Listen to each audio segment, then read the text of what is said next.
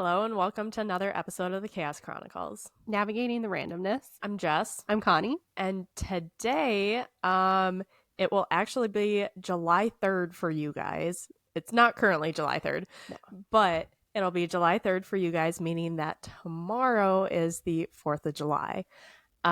So today we're going to be talking about kind of why us as Americans celebrate 4th of July, because we know not all of you are from America that listen to us. And those of you that are from America, maybe it's been a hot minute since you've heard about this. Yeah, I mean, we all know the basic gist of it, but Jess has a little bit more research. I do not have research. I just have petty, quippy comebacks, hopefully, potentially, and the King George song from Hamilton on loop in the back of my head. Yeah, it's pretty great. It is. I do enjoy that musical. Yes. Which I didn't think I would, but it's good. It's musical. Well, no shit. It's musical. It's a musical. It's fun music, okay? Yes. But before we get too far, we were just going to jump right in. You can find us on all of our social medias. So we are on YouTube, Spotify, TikTok, and Instagram, all at Chaos Chronicles Podcast. And that's Chronicles with an S. Chronicles with an S. There it is. Yes.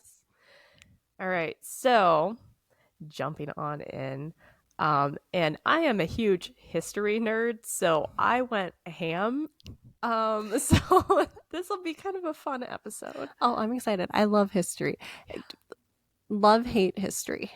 This specifically was like one of the things that drew me into history. Like when I was in middle school, I read the book 1776, which was that big, huge, thick book. And I don't remember a thing about it now, but like I just remember I carried it around it took me a couple months to get through, but I vaguely remember the book, or I remember seeing the cover of the book. I remember the cover. Looks pretty cool. I think I probably read it. Honestly, I don't know. At that age, I was absorbing every book that was in front of me. I was not, so that was weird for me. The one book I pick up is 1776, so okay. Hey, I'd rather you pick up that book than Lord of the Flies, because people who are obsessed with Lord of the Flies, I have questions, okay? That book traumatized me. Oh, of course. Oh, gosh. I cried so much in that book. Okay, see, I was traumatized by the book, and then I was traumatized after the book, because those who read the book will remember they have the magic conch shell. One of my many nicknames is Conch. So there was a bunch of middle schoolers who put 2 and 2 together and got 69, and they walked around saying, yeah, the conch got blown by a bunch of little boys. They knew. So yeah, I got trauma after the fact.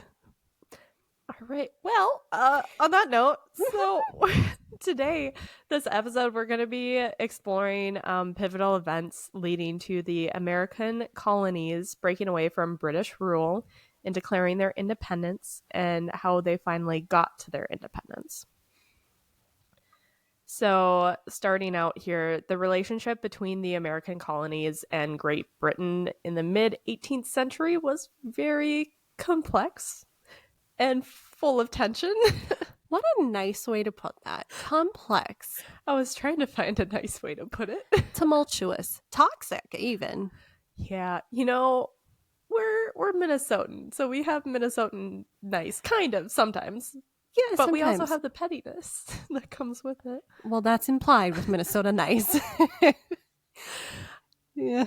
Part of the colonial discontent was in British economic policies. The mercantilist system enforced by the British sought to control colonial trade for the benefit of the mother country by controlling colonial trade and ensuring that the wealth flowed back to Britain. Under this system, the American colonies were expected to supply raw materials to Britain and import finished goods exclusively from British merchants. The Navigation Act, implemented in the mid-17th century, were a series of laws that restricted colonial trade to English ships and required certain enumerated goods, like tobacco and sugar, to be shipped only to England or other English colonies. These acts limited the economic opportunities for colonists and led to resentment as they felt their economic potential was being stifled. It was. Yeah. It very much was, yes. Yes. So, an effort to pay off debts incurred by the 7 Years' War, which was from 1756 to 63, the British government, under the Prime Minister George Grenville, imposed the Stamp Act in 1765. The act, which I remember learning about the Stamp Act. So do I. But I'm like, what was it? The weird thing is, I can literally see it on my APUSH AP US History, on my study sheet. Yep. I remember writing the Stamp Act. Don't remember what was underneath it. Yep, it's bringing back so many memories of being in school and writing down notes and yeah. Oh my god. So, this act required colonists to purchase special stamped paper for legal documents, licenses, newspapers, and other publications. This act affected a broad spectrum of colonial society, including lawyers, merchants, and journalists. I do remember that. Yes. Mm-hmm. People were pissed. And reasonably so. Oh, yeah. Yeah. So the colonists viewed this as a direct attempt to raise revenue in the colonies without the consent of the colonial legislatures. The slogan, quote, and everyone remembers the taxation without representation. Mm-hmm. That was going through my head. I'm like, we're getting to it. We are getting to it. Yes. Yeah, that is one of those die-hard Merkin phrases, is the no taxation without representation, don't tread on me. Yes. And add cheese. We really like to add cheese to stuff. Especially in the Midwest. Oh my god, yeah. We have a lot of lactose intolerant people, but every lactose intolerant person I met hates themselves and loves dairy. Yeah. Sometimes it's worth it. So that quote encapsulated their argument that they should not be taxed by a parliament in which they had no elected representatives. The Stamp Act sparked widespread protests along the colonies. Virginia House of Burgesses passed the Virginia Resolves, asserting that only the colonial assemblies had the right to tax the colonists. The Sons of Liberty, a secret organization formed to protect the rights of the colonists and fight the taxation by the British government, played a key role in mobilizing public opposition. Do you remember the Sons of Liberty? I do remember the Sons of Liberty, because that's the one that, and I could be so wrong right now. It's been a hot minute. Was it John Henry? Give me liberty or give me death? I believe he was the Sons of Liberty. Who did that? I know he was, but I don't remember who said it. I feel like it was John Henry. And literally the only reason I remember that is because my friend and I had a book of plays, and one of the plays was The Wives of the Founding Fathers, and I was his wife. Patrick Henry. I got the Henry part right. I know, and that's why I was like, you know what? It's been too long. I can't trust my brain. I can't. Well, I was obviously a bad wife if I don't remember my husband's name. I always got stuck with the Henry's wife. Yeah, which is a little weird that you give a book of plays to children and the strong characters are only the wives. And I don't even remember if the wife got a name, just other than Henry's wife. Or wife one, wife two. Pretty much. Yeah. So that's another famous quote. I don't think I have that in here because I'm going for the brief overview, and the brief overview is 6 pages. So, oh yeah, no, there's entire courses and degrees on this. So if you're looking to get a degree from this episode, no, you won't. Sorry, you might need to go elsewhere. Sorry. Yeah, sorry. Yeah. So the Sons of Liberty organized demonstrations, intimidated stamp distributors, the effigies of tax collectors through the streets. Boycotts of British goods were also organized, severely impacting British merchants and leading to the repeal of the Stamp Act in 1766. Though the Stamp Act was repealed, the British Parliament simultaneously passed the Declaratory Act, which asserted Parliament's authority to legislate for the colonies, quote, in all cases whatsoever, end quote. Get screwed, basically. Pretty much, yeah. They're just giving the colonies a big finger. Big middle finger. Yeah. Yeah. I forgot about that. Isn't this fun to just revisit? It is. Yeah. Because the Declaration Act, I remember in my study notes, I wrote it, literally my note underneath was, fuck you, in all caps. And that's how I remembered that that's what that was. Yep. And now you're bringing it up. I'm like, what was, oh yeah. So I know I got that test or question You right got on that the one A-push right. test.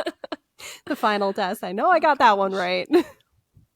Yeah. So this was a clear indication that the British had no intention of relinquishing control over the colonies, further inflaming colonial suspicions and tensions. In 1767, Chancellor of the Exchequer Charles Townshend introduced a series of measures known as the Townshend Acts. I have no idea if I said any of that correctly, so I think it's apologies. Esquire? I could be wrong, but Townsend is right. I do remember reading about that. I don't know. You can Google it if you really want it. It'll pop up on Google, I promise. So these acts impose duties on common products imported into the colonies, such as tea, glass, paper, and paint. Paint? I didn't remember paint. I didn't either. Huh. I mean, obviously tea, but for obvious reasons coming up. yeah, that leads to a significant event. So the revenue generated was intended to pay the salaries of the colonial governors and judges, thus making them less reliant on colonial assemblies and more loyal to the crown. The act also authorized the use of writs of assistance, which are search warrants, basically, to combat smuggling. The colonists responded with widespread boycotts of British goods and increased smuggling to circumvent the duties, which I remember writing that one in my notes. I remember that one. Yeah, basically watch this. Yeah. So tensions reached a violent peak on March 5th, 1770, in what became known as the Boston Massacre. I remember this one. Yeah. A group of colonists, frustrated by the presence of British troops in their city, began taunting and throwing objects at a group of soldiers. The soldiers opened fire on the crowd, killing 5 colonists, including Crispus, apologize if that's not correct, Atticus, a man of African and Native American descent. Well, okay. The incident was quickly used as a propaganda tool by the colonial leaders like Samuel Adams and Paul Revere's to galvanize anti-British sentiment. Revere's engraving of the events depicted the British soldiers as brutal aggressors, further inflaming public opinion against British rule. In 1773, the British government passed the Tea Act, which aimed to assist the financially struggling British East India Company by granting it a monopoly on the American tea trade. This act allowed the company to sell its surplus tea directly to the colonies without intermediary merchants, thus undercutting colonial merchants. Although the tea was cheaper than before, the colonists saw this as another attempt by Britain to assert its rights to tax them without their consent. On December 16, 1773, in response to the Tea Act, a group of colonists known as the Sons of Liberty, led by Samuel Adams, boarded 3 British ships in the Boston harbor. They disguised themselves as Mohawk Indians, and they dumped 342 chests of tea into the water in a dramatic act of defiance. In the event, which came to be known as the Boston Tea Party, was a turning point in the growing conflict between Britain and its colonies. In retaliation for the Boston Tea Party, the British government passed the Coercive Acts in 1774, which the colonists referred to as the Intolerable Acts. We're always good for a petty word switch. Oh, absolutely. 100%. I vibe. So these acts were meant to punish Massachusetts and deter other colonies from similar rebellious acts. So the Intolerable Acts included 1, the Boston Port Act. So this closed the Boston harbor until the East India Company was compensated for the destroyed tea. The second was the Massachusetts Government Act, which revoked the colony's charter and brought it under direct British control, reducing the powers of local assemblies. 3, the Administration of Justice Act. So that allowed royal officials accused of crimes in the colonies to be tried in Britain rather than in local courts. I remember that one now. And then 4th, the Quartering Act. Well, it actually expanded the previous Quartering Act, requiring colonists to house and supply British soldiers even in private homes if necessary. Yeah, Americans really, really don't like that. What is that? Our Fourth Amendment? I didn't take notes on those. Don't quiz me on that. I'd have to look it up. But basically, we have it now in our Bill of Rights that you are free from being forced to house soldiers. Yeah, I don't remember which one that was, but it's on there. It's on there. It's on there. Fairly high up. Yeah. Should look that up. Yeah, it's definitely the top few. So while Connie is looking that up, these harsh measures unified the colonies in opposition to what they saw as an overreach of British authority. Did you find it? 4th. It is the 4th. Good job. Yeah, people's right to safety in their persons, homes, papers, and effects from improper searches and seizures. There we go. All right. Good job. That was rambling around in the back of my head. That was a deep. Crapshoot. I was going to get that right. The First Continental Congress convened in September 1774 in response, bringing together delegates from 12 of the 13 colonies to coordinate a resistance. They agreed to a series of measures, including a boycott of British goods and the establishment of local militias. The first shots of the Revolutionary War were fired on April 19, 1775, at the battles of Lexington and Concord.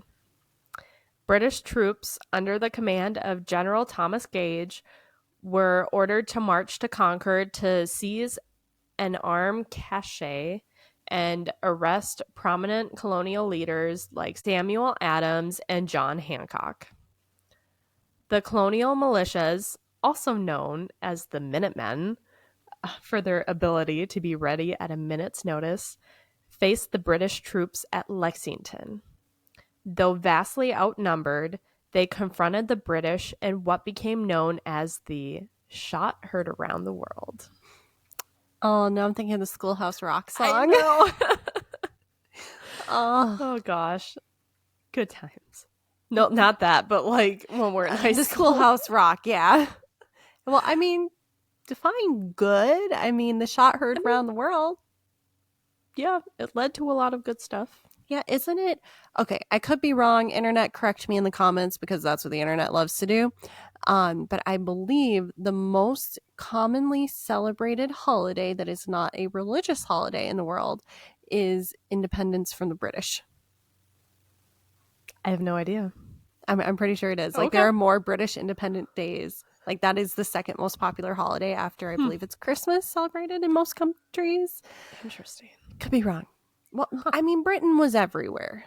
They were. Yes. They were everywhere. Yeah, they basically invaded the world for spices, decided they didn't like any of them, and then here we are.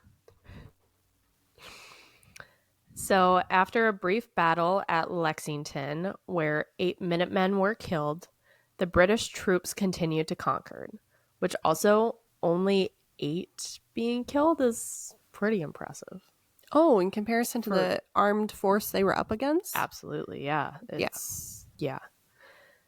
So they did encounter much heavier resistance from the colonial militias at the North Bridge. The British were forced to retreat to Boston, suffering significant casualties along the way due to all the tactics employed by the colonists. This marked the beginning of armed conflict and the Revolutionary War.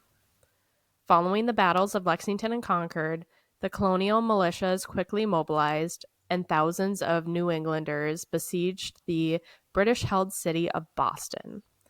The siege of Boston lasted from April 1775 until March 1776, when the British evacuated the city after the colonists fortified positions on Dorchester Heights, with artillery captured from Fort, I'm going to butcher this, Ticonderoga, Ticonderoga.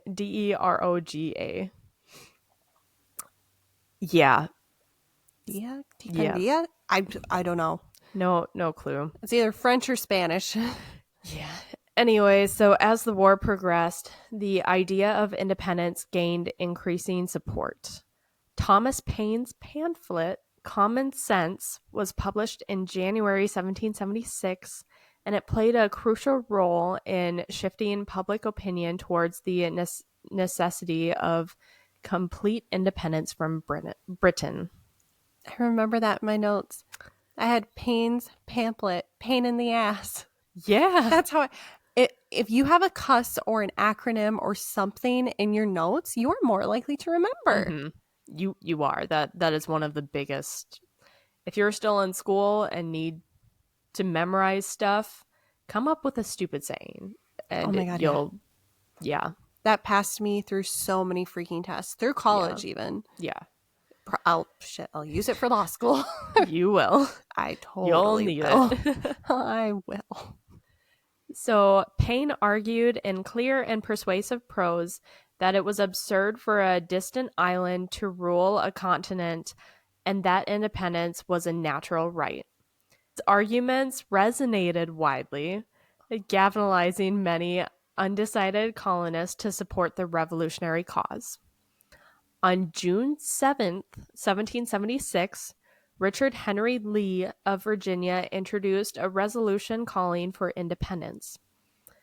This resolution spurred the formation of a committee to draft a formal declaration.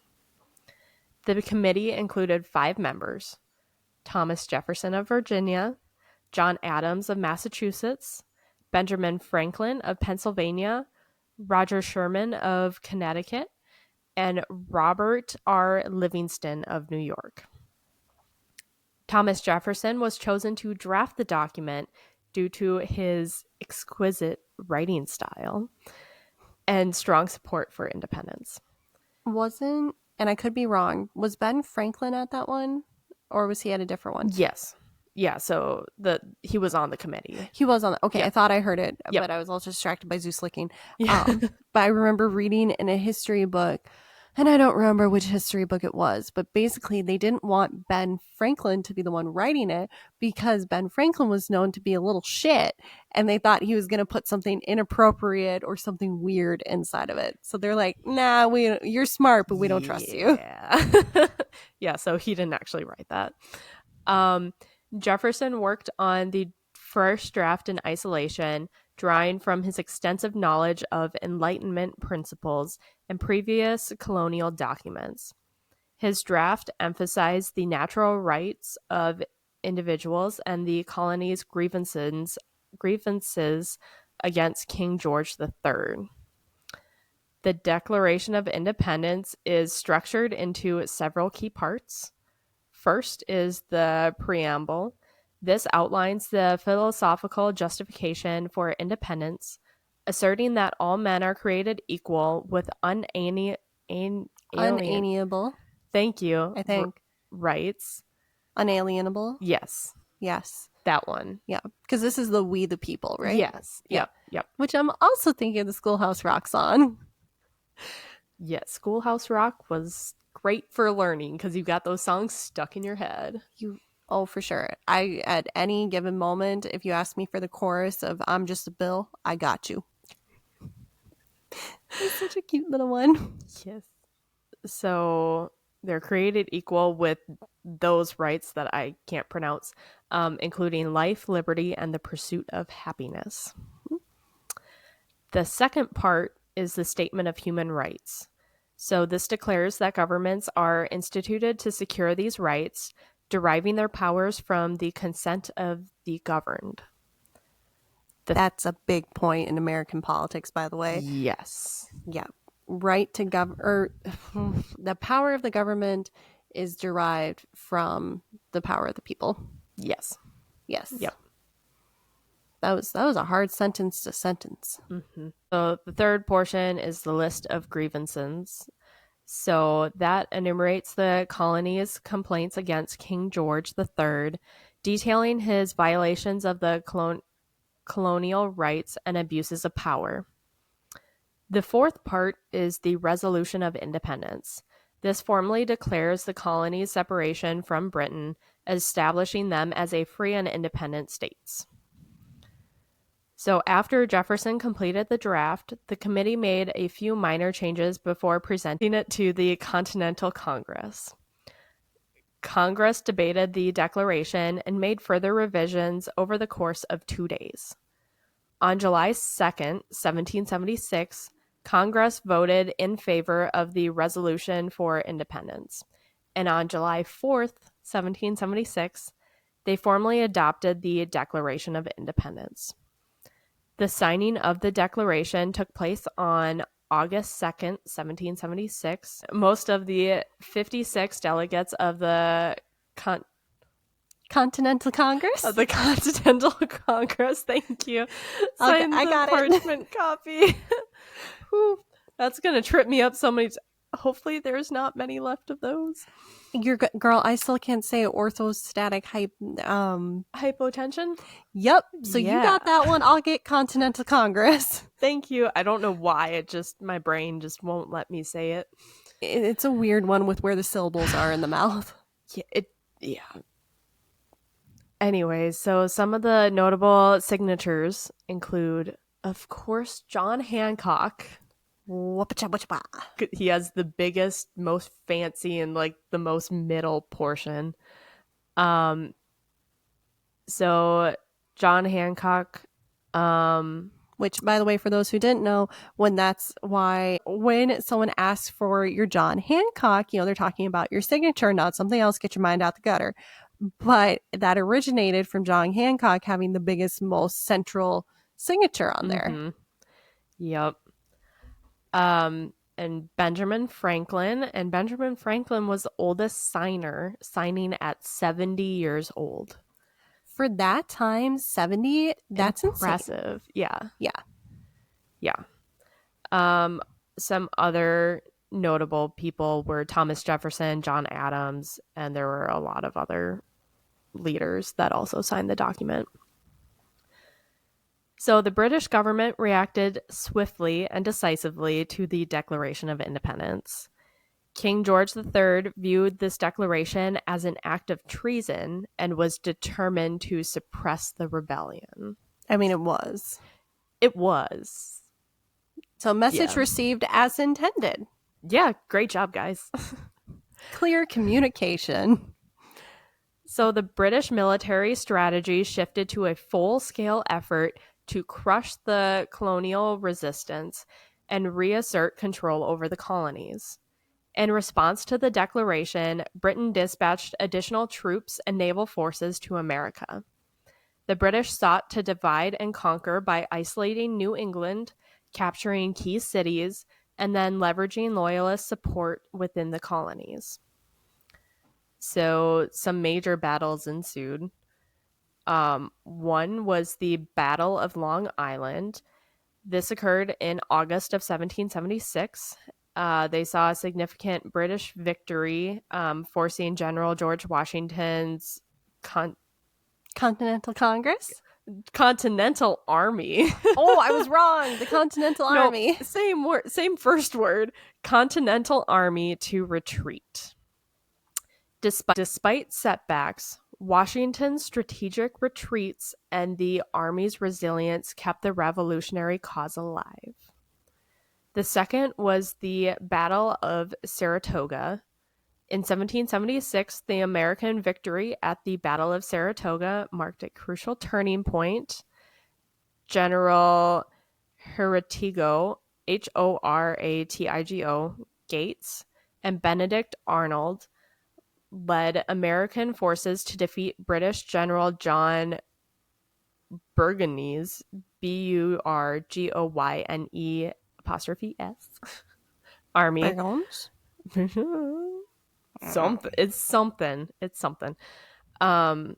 His army. This victory bolstered American morale and demonstrated their capability to defeat British regulars. I guess British regulars was maybe how they just referred to the regular British Army. There was so many names for so many people. Yeah, it's hard to keep track, especially when you're trying to just do a brief overview and not. Yeah. Ugh. Even so, as you're saying, like Sons of Liberty, Minutemen, the Continental Congress, Continental Army, I'm like, there are so many things. I forgot about the groups. Even within the groups. Yep. Groups within groups. That's what it was back then. Before we get too far, do you have anything about Benedict Arnold coming up? No. Okay. Not that I can remember. Gotcha. For those who don't know, and I'd kind of be shocked if you hadn't heard by now, when someone calls someone a Benedict Arnold, what it means is they are a traitorous rat bastard, basically, because Benedict Arnold betrayed the Continental Army, the Continental Congress. That's right. I forgot about that. Yep. I knew his name was familiar for some reason. I just couldn't remember. Right. So there are two names that I can think of right now that go down in history as things you never want to be described as, because the people who did the thing were so bad, and that is Judas, as in the apostle who betrayed Jesus, and disciple. Yeah, sorry, not apostle. The disciple who betrayed Jesus, and Benedict Arnold. So if anyone calls you a Judas or a Benedict Arnold, it's not a compliment. It's an insult. Be insulted. Yep. Did I insult you? Apparently Zeus was insulted. I'm so sorry. What did I do? Did I offend you in dog language? Do you guys have a Benedict Arnold? It transfers to dog language. Do you guys have a Judas? Ooh. Who would dog Jesus be? A golden retriever. So the next battle was the winter at Valley Forge. So the winter of 1777 through 1778 at Valley Forge tested the endurance of Washington's army. Despite harsh conditions and severe shortages, the army emerged stronger due to a rigorous training and discipline instilled by Baron Frederick von Steuben, a Persian military officer. And I'm not spelling that. You guys can look that up on your own. The next big thing was they got an alliance with France. So the victory at Saratoga was pivotal in securing a formal alliance with France in 1778. French military and financial support provided critical to the American cause. French forces, led by commanders like Marquis de Lafay, and naval assistance under Admiral de Grasse, significantly bolstered American efforts. And sorry for butchering those names. It's okay. We don't have a good track record. Oh my God. We do not have a good track record with French names. We do not. So apologies, but not good. The next is Southern Campaign in guerrilla warfare. The British shifted their focus onto the southern colonies, hoping to rally loyalist support. Initial British success in capturing Savannah and Charleston were met with persistent American resistance. Leaders like Nathaniel Greene employed guerrilla tactics, exhausting British forces. Next is the Siege of Yorktown. The accumulation of the war came from the Siege of Yorktown in 1781. American and French forces, under the command of General Washington and the French General Rochambeau, trapped British General Cornwallis's army of the Virginia Peninsula. The French Navy's blockade prevented British resupply or evacuation, forcing Cornwallis to surrender on October 19th, 1781. I think it's Cornwallis. Cornwallis. Apologies. I could be wrong as well. I'm just kind of guessing and going with it at this point. Just assume if they're not stereotypical American names, I have no idea how they're actually pronounced. So even as the war continued, diplomatic efforts were underway to secure international recognition and support. American commissioners, including Benjamin Franklin, John Adams, John Jay, engaged in negotiations with European powers. The Treaty of Paris was signed on September 3rd, 1783, formally ended the Revolutionary War, and recognized American independence. The treaty's key provisions included 1. Recognition of the United States as an independent nation by Britain. 2. Establishment of boundaries for the new nation, extending west to the Mississippi River, north to Canada, and south to Spanish Florida. Fishing rights for American fishermen in the Great Banks and other waters off the coast of Newfoundland and Canada. And then fourth and lastly was the return of property and rights to loyalists, although this provision was not strictly enforced. So before the war ended, the Continental Congress adopted the Articles of Confederation in 1777, which served as the first constitution of the United States. Ratified in 1781, the Articles created a loose confederation of states with a weak central government, which faced numerous challenges, including financial instability and interstate disputes. Recognizing the weaknesses of the Articles of Confederation, delegates met in 1787 at the Constitutional Convention in Philadelphia to create a stronger federal government. The result was the United States Constitution, which established a balanced system of government with checks and balances among executives, legislatives, and judicial branches. The Constitution was ratified by the states in 1788, and the new government began operation in 1789 with George Washington as the first president.